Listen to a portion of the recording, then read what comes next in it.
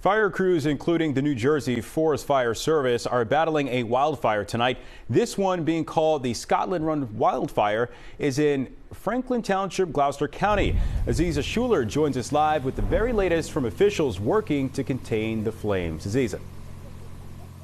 Don, we're outside the Janvier Elementary School. That fire is less than a mile southwest of where we are. I will say we don't smell or see much of that smoke. However, the New Jersey Forest Fire Service says 150 acres have burned. At this hour, at least 50% is contained.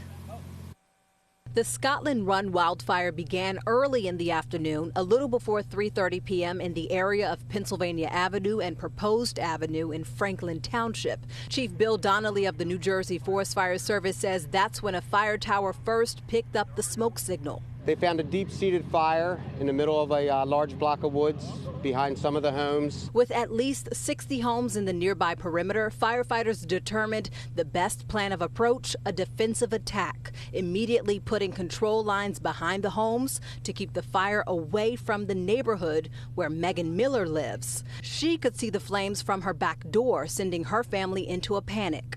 We started packing up some stuff now, even though just in case, never know what's going to happen, but we would pack up the cars and go. What things did you start packing up already? Memorabilia, some photos, our fire safe, just stuff that really meant something to us and that we don't think we could really live without. So we have 3 cats and we have 10 chickens, so they're coming with us. As a crew of more than 40 firefighters, 12 engines, and 6 local departments monitor the blaze, officials have not issued any evacuation warnings. Right now it's cooling off pretty good, so that's been really helpful, but it's definitely dry, and that's certainly a factor when it comes to dealing with these fires. And crews will continue working through the night. In the morning, investigators will come in to try to get a better picture of what could have possibly started this fire. In Gloucester County, Aziza Shuler, CBS News, Philadelphia.